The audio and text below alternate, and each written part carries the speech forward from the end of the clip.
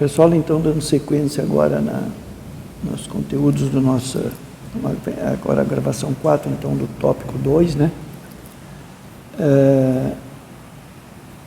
Continuando, então, no campo magnético da corrente elétrica.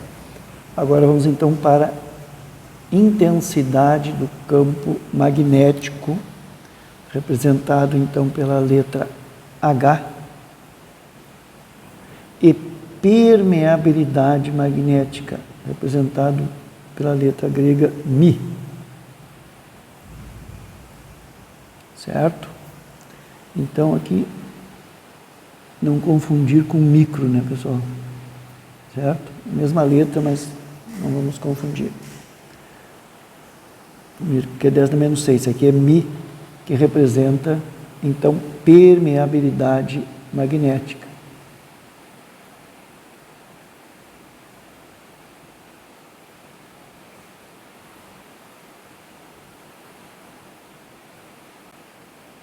Então, os fenômenos magnéticos são, de um modo geral, proporcionais a uma grandeza muito importante, que é a indução magnética, que nós vamos falando nela.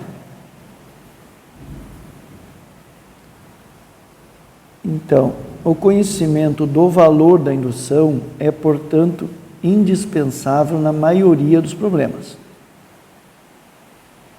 As formas de obtenção de uma indução magnética B são as seguintes: através de ímãs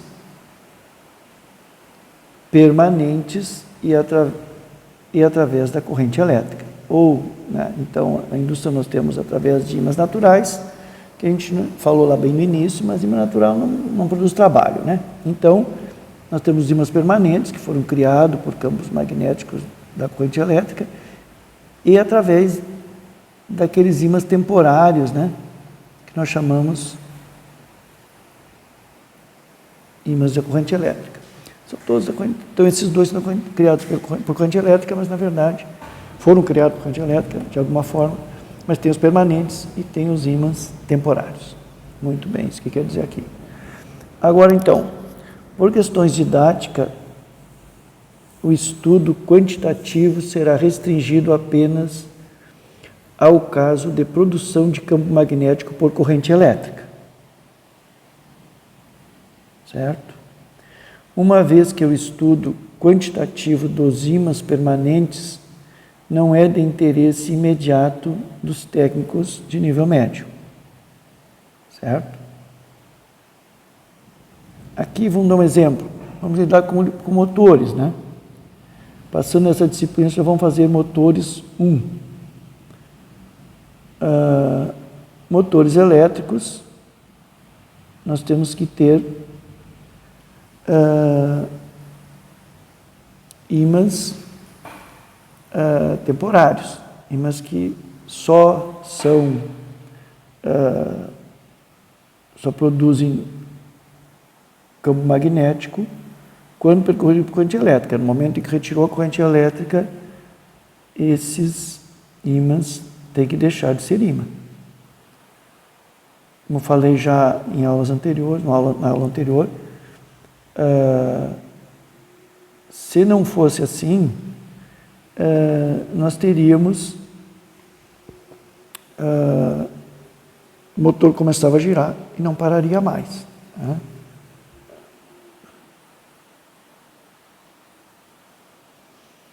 Então, a indução magnética B depende basicamente de duas grandezas a serem definidas: a intensidade do campo magnético, intensidade de campo magnético, H, e a permeabilidade magnética, Mi.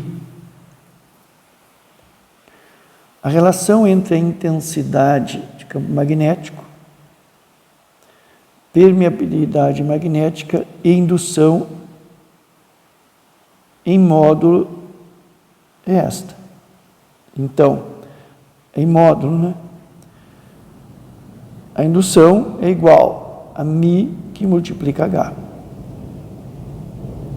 Ou seja, a indução é igual a permeabilidade magnética que multiplica intensidade de campo magnético. Pessoal, eu lembro que essas equações eu enviei para vocês lá na primeira aula, né?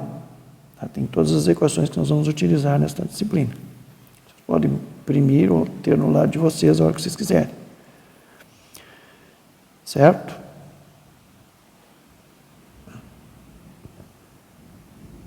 Continuação, então, intensidade de campo magnético, permeabilidade magnética. Então, todo fenômeno magnético é criado por movimentos de cargas elétricas, seja por corrente elétrica através de fios, seja pela translação dos elétrons em torno de um núcleo. Um fio esticado produz um campo magnético em seu redor que é capaz de magnetizar em malhas de ferro, por exemplo, né? E deflexionar o ponteiro de uma bússola. Vocês lembram que nós vimos um condutor magnético por corrente elétrica, que a gente põe o polegar na direção da corrente elétrica, gira no sentido anti-horário, e ele nos mostra o sentido do fluxo magnético, tá? Das linhas de força, então, ou linhas de indução, como quisermos. Mesma coisa. Então, percebe-se, então, no entanto, que o fenômeno resulta, então, distribuído ao longo do seu comprimento.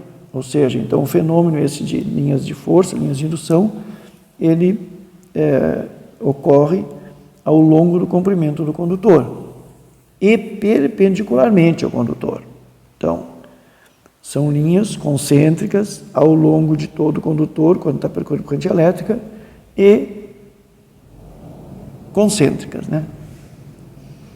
Perpendicular a ele e concêntrica. Então, seu poder magnetizante resulta, então, fraco, sendo um fio só, né? Fraco em cada ponto. Né? É só, então, perceptível quando ocorre altas correntes, né? Então, por exemplo, aqui vamos supor, um condutor aqui, né? E a corrente está entrando no quadro. Então, se usarmos a regra da mão direita para ver o sentido da corrente, do sentido das linhas de força, vamos ver que elas estão se deslocando neste sentido aqui.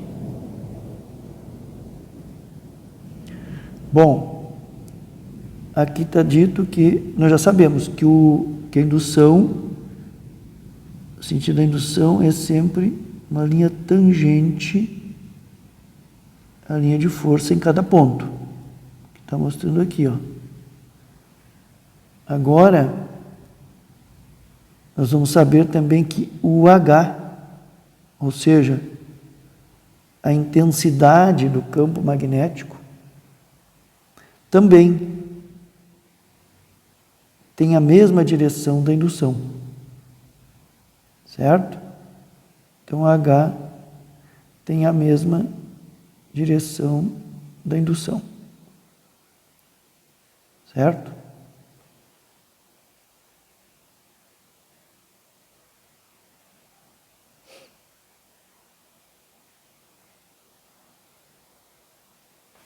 Continuando, então, a intensidade do campo.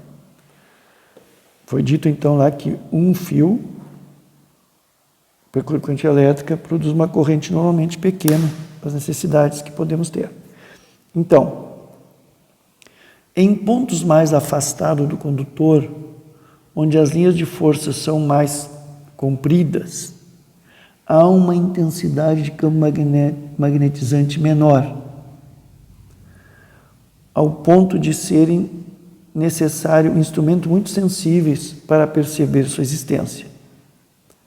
O uso de bobinas com muitas espiras tem o intuito de concentrar numa pequena região um campo magnético no seu interior, que fica distribuído ao longo do condutor e na sua proximidade, sem termos, então, uma utilidade, sem ter utilidade alguma.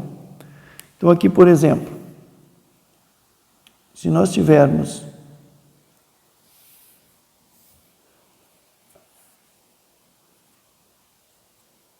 uma, duas, aqui ó, 1, 2, 3, 4, 5, 6, 7 espiras. Enrolada aqui nesta, fazendo uma bobina, por exemplo. Aqui é a mesma coisa. 1, 2, 3, 4, 5, 6, 7. Só que vamos ver que aqui o comprimento deste núcleo, aqui, ó,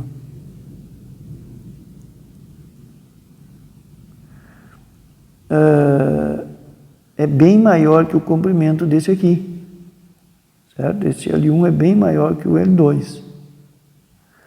Então, essas bobinas estão bem mais afastadas uma da outra do que nessa da direita. Tá? Então, aqui o N e I, ou seja, número de espiras vezes a corrente, é o mesmo. É o mesmo, se a corrente está circulando nessa da esquerda, vamos supor que está circulando da direita. Agora vamos ver o H. O H o que é? Intensidade do campo magnético.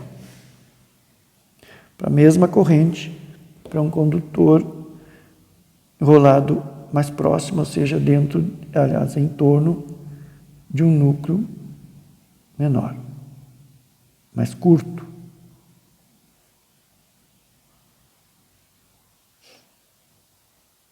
Então, continuando.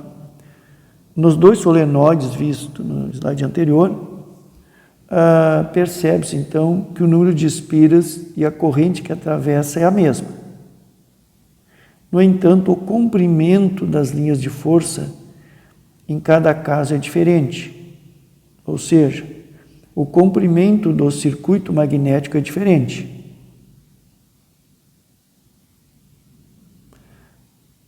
No solenoide mais curto, obtém-se maior intensidade de campo magnético, porque há maior concentração da corrente e espiras por unidade de comprimento do circuito magnético.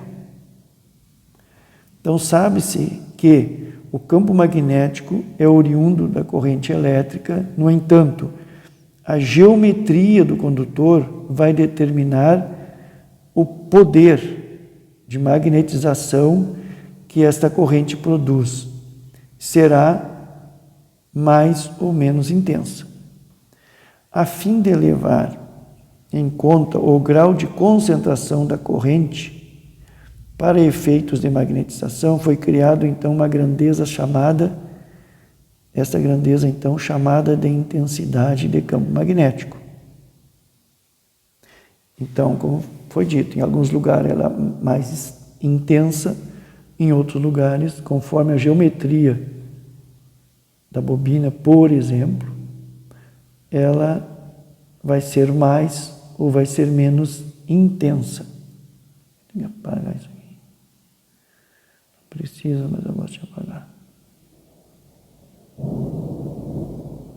Então, esta grandeza, intensidade de campo magnético, é às vezes chamada de força magnetizante ou intensidade de campo indutor ou simplesmente campo indutor.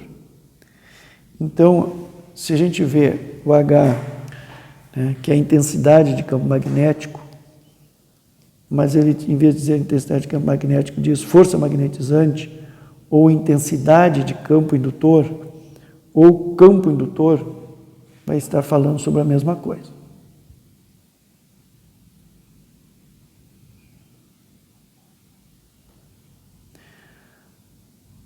Então, definição de intensidade de campo magnético. Então, a intensidade de campo magnético é um vetor. Vocês viram que ela tem direção e sentido, é um vetor. Nós estamos trabalhando com um módulo, mas ele é vetor. Então, a intensidade do campo magnético é um vetor cujo módulo é a razão entre ampere-espiras magnetizante e o comprimento do caminho a ser magnetizado. e cujo sentido é o mesmo das linhas de força, nós tínhamos falado. Observação.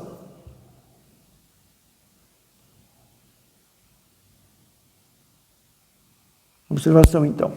O sentido da grandeza e intensidade do campo magnético, que pode ser determinada pela regra da mão direita já vista. Ou seja, se a gente consegue determinar a direção do fluxo, se eu pegar a tangente, vai dar a direção da intensidade do campo. Ou, se conseguir descobrir a direção da indução, também, ela é no mesmo sentido da indução.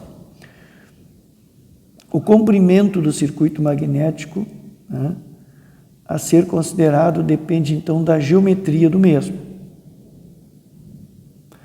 Então, a unidade da intensidade de campo magnético no sistema internacional é ampere-espira por metro, ou simplesmente ampere-metro, já que a espira é adimensional, é um número apenas, né? Então, a intensidade de campo magnético, a unidade dela é 1 ampere espira metro, ou apenas e tão somente ampere metro. Pode ser usado os módulos submúltiplos de unidade, tá? Pode ser quiloampere metro, ou ampere espira metro, e assim por diante. Ampere espira por centímetro. Mas então, a unidade é ampere espira metro, sistema internacional. Resumo, então, da intensidade de campo magnético. Pode-se, então, dizer que a intensidade de campo magnético é uma grandeza que é vetorial, certo? Grandeza vetorial. Tem a mesma direção e sentido das linhas de força. Ela depende da corrente elétrica. Quanto maior a corrente, maior a intensidade de campo magnético. Depende também, como já vimos, da geometria do circuito elétrico. Depende da concentração da corrente magnetizante ao longo do circuito. Então, vimos que num circuito mais denso, com a mesma quantidade de espiras e a mesma corrente, a intensidade do campo magnético vai ser maior. E não depende do meio onde se desenvolve o campo magnético. Isso aqui é importante, pessoal. Também é importante. Essas outras coisas também, mas são fáceis de entender. Essa aqui, nós vamos ver, como falei em permeabilidade, a gente vai ver que algumas coisas mudam. Mas a intensidade do campo magnético, ela não depende do meio, onde está sendo aplicada a corrente e onde está ocorrendo a indução. A intensidade do campo não depende do meio. Intensidade do campo magnético. Ampere espira por metro. Perfeito?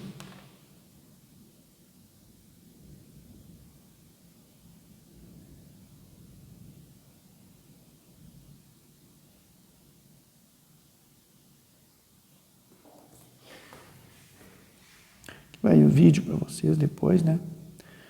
Bom, agora permeabilidade magnética. Vamos começar assim dizendo.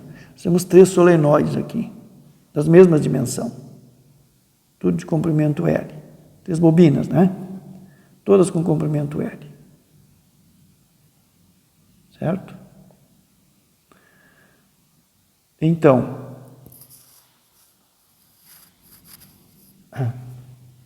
a intensidade H é a mesma aqui, ó. Você tinha o mesmo comprimento, ó. Mesma intensidade H na bobina. Certo?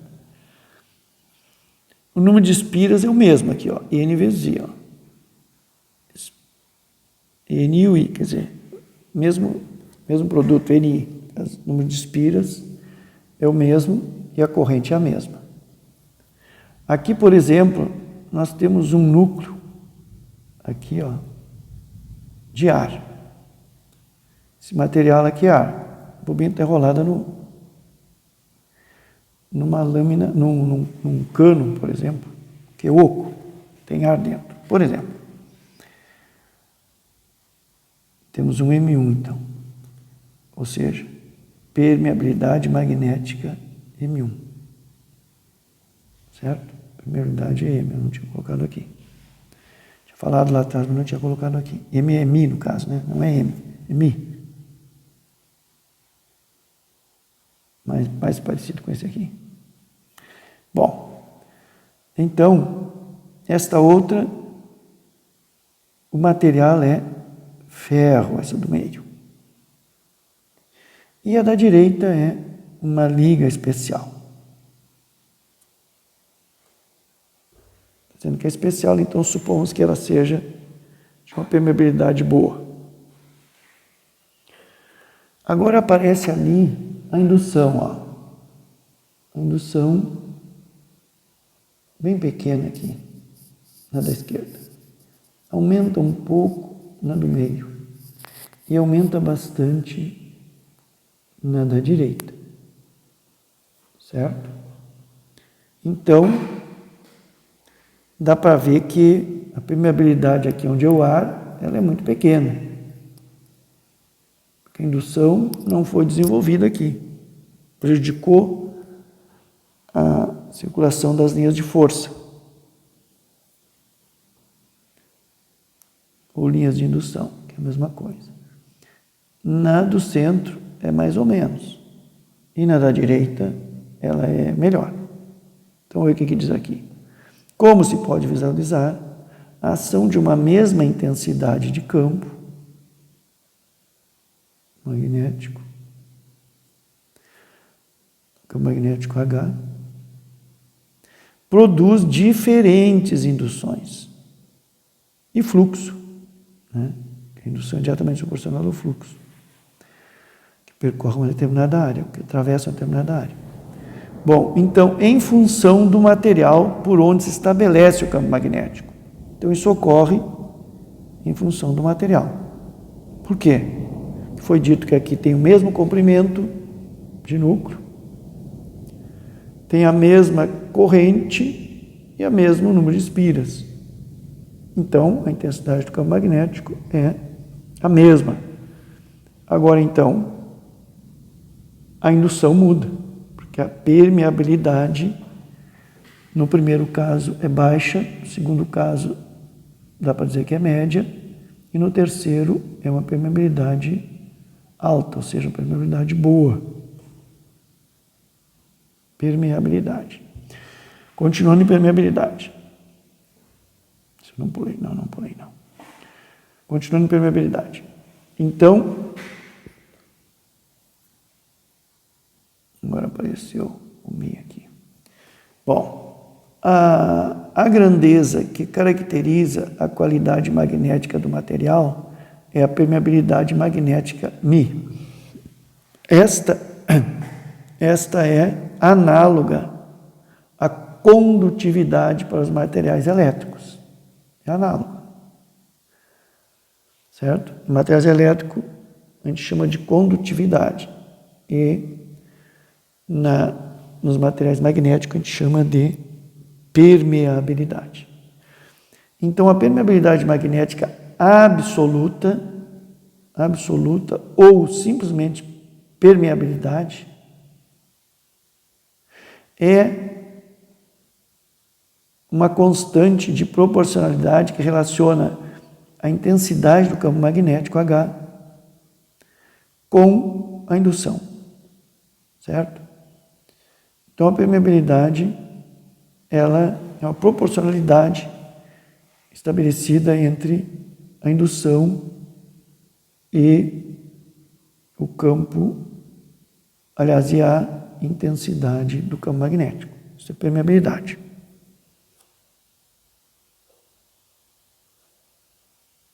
Vou apagar isso aqui. Então, permeabilidade magnética pode ser considerada como sendo facilidade com que o material do meio é atravessado pelas linhas de força.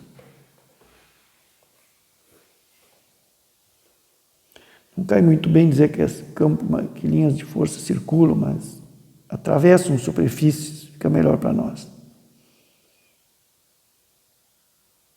A gente vai entender melhor falando assim.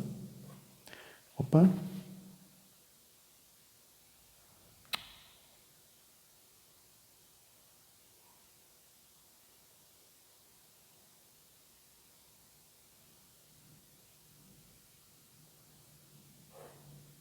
Opa.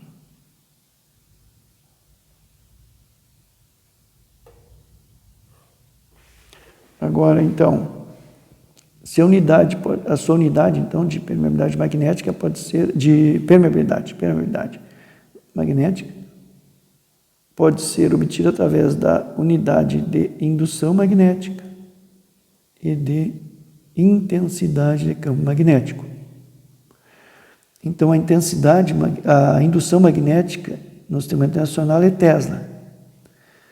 E a intensidade de campo magnético é ampere-espira por metro ou ampere-espira. Aí, regularizando isso aqui, ampere-espira por metro, fica Tesla metro por ampere-espira, ou apenas Tesla metro por ampere. Então, esta é a unidade de permeabilidade magnética. Tesla metro por ampere é equivalente, nós não vamos trabalhar praticamente isso aqui, mas é equivalente, vamos saber, por Henry metro ou H sobre M. Henry metro, então. Tesla metro por ampere, sistema internacional.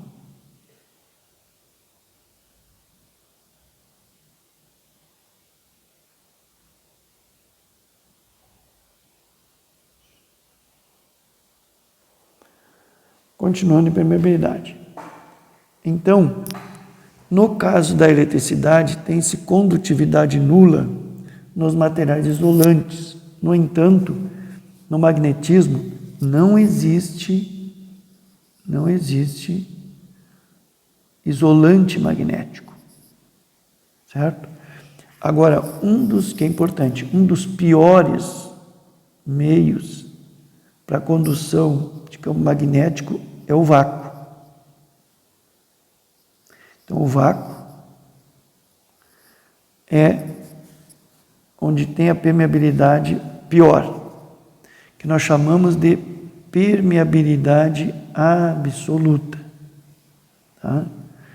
E é conhecida por μ0, tá? Com valor definido por μ0, então, é definido por 4π vezes 10 na menos 7, Tesla metro por ampere ou Henry por metro.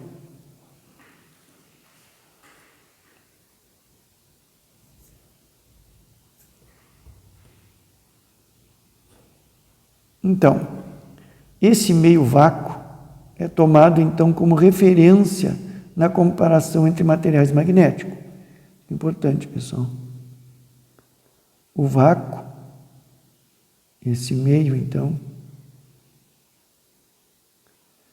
é tomado como referência na comparação entre materiais magnéticos.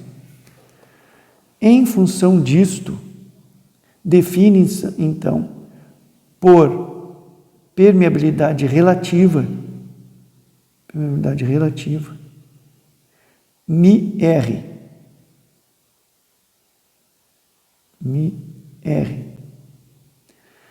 que é a razão, então, entre a permeabilidade absoluta, que nós vimos aqui, ó, μ0, aqui, ó, μ0 absoluta. Então, é a razão entre a permeabilidade absoluta e a do material que a gente está analisando. Então, μr, ou seja, permeabilidade relativa é a razão entre permeabilidade absoluta e a permeabilidade do material que a gente estiver analisando. Vou apagar isso aqui, está muito riscado. Vou apagar uns pedaços. Aqui está muito grande.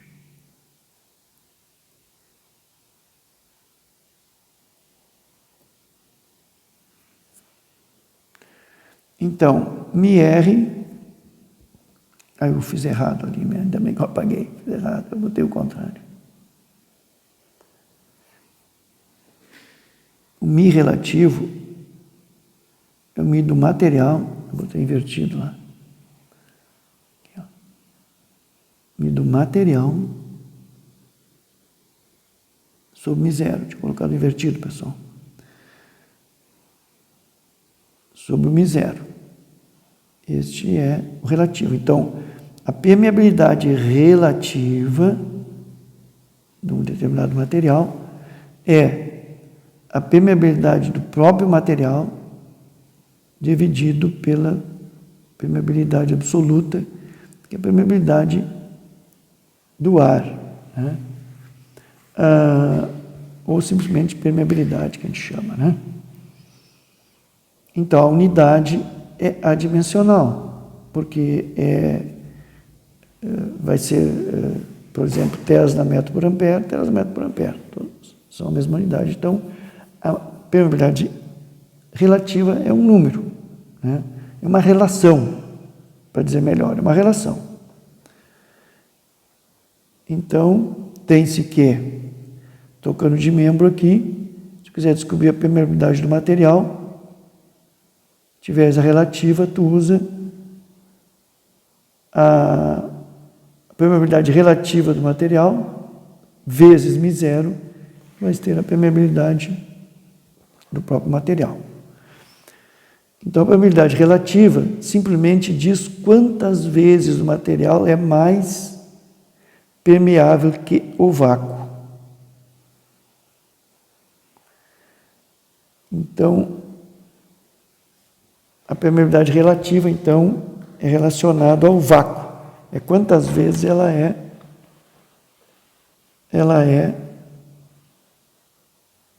maior que a do vácuo.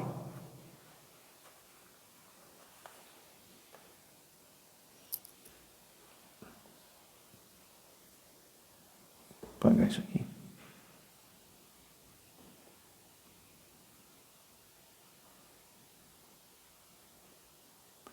Então, fazer um exemplo. O ferro, um ferro, representa uma permeabilidade de 12,57 vezes 10 na menos 4 tesla metro por ampere. Calcular, então, a permeabilidade relativa desse material. Então, esta é a permeabilidade do ferro, a permeabilidade do material ferro. Então, a solução. Utiliza a equação, então, né? Que é, nós temos a permeabilidade relativa. Então, essa aqui, ó. É do material dividido por μ0. Então, aqui, quem quer usar menos a calculadora, isso aqui dá 10 na terceira. 10 na terceira. Mais 3. Por quê? Porque 10 na quarta, na menos 4, vezes, se passar lá para cima, né? Trocando de membro fica mais, né? 10 na mais 7. Continua a base, soma os expoentes. Então dá 3. E aqui, ó. Aqui dá praticamente 12, né? Π vezes 4 E aqui é 12,57, então dá 1. 1 vezes 10 na 13 é 1000. Tá?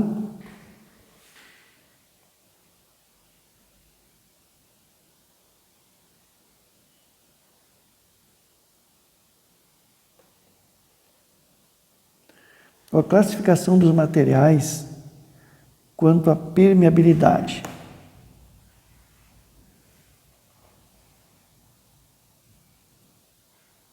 Então, os materiais, então, são chamados materiais não magnéticos e materiais magnéticos. Então, materiais não magnéticos são o quê? São os materiais cuja permeabilidade do material são iguais à do vácuo, ou aproximadamente igual à do vácuo. Então, por exemplo, o vácuo nós podemos dizer que é um material, não é um material, né? Que o vácuo é não magnético, mas materiais com essa mesma permeabilidade são materiais, então, chamados de não magnético. Dentro dessa classificação estão praticamente todos os materiais da natureza industrializada. Exemplo, o ar, como já falamos, o vácuo, praticamente o ar, né? Um ar mais puro seria o vácuo. A ausência do ar, no caso, né? Cobre, alumínio, água, verniz, plástico, borracha, madeira, né? Tudo é material não magnético. Então,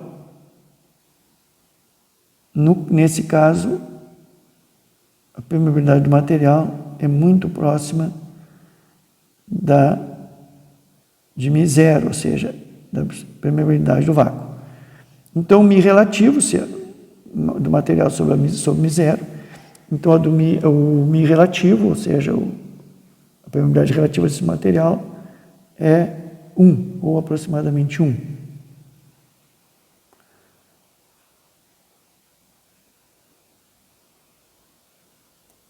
Então,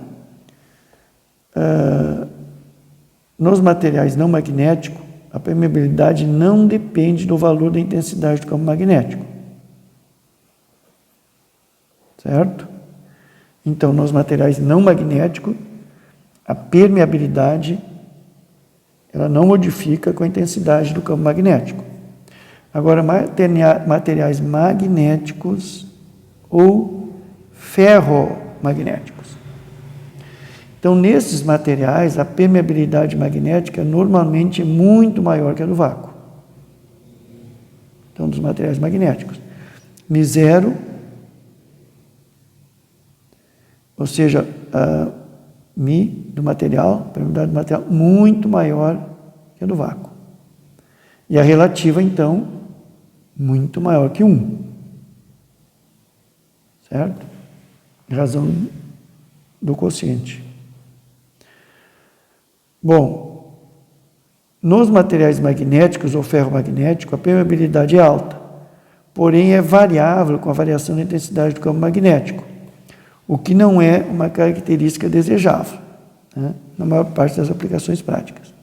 Repetindo então, os materiais magnéticos, a permeabilidade é variável dependendo da intensidade do campo magnético. Ela se altera conforme a intensidade do campo magnético. O H. Tem um exemplo aqui.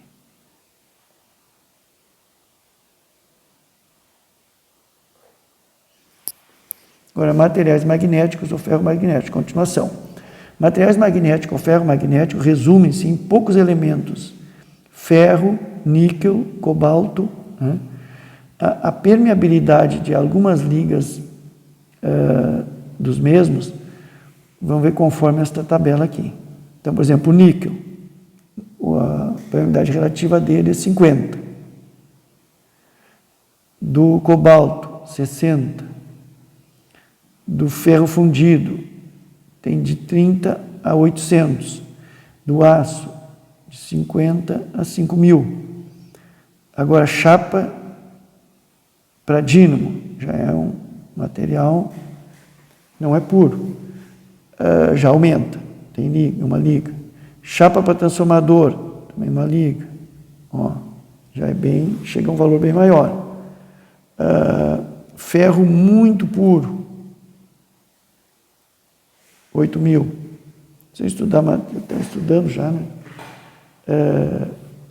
Materiais, alguns de vocês já estão, e então vão ver melhor isso aí do que eu estou dizendo, estou falando aqui. Agora, por exemplo, ligas, né? Ali não são ligas, eu falei em ligas, não são ligas, são materiais mesmo, né? Ferro fundido, aço, chapa de dínamo, chapa para transformador. Então, ligas, chega a 100.000, 200.000, 800.000, né? Então, comparado com cobalto, por exemplo, que é 50, essas ligas têm uma capacidade, né?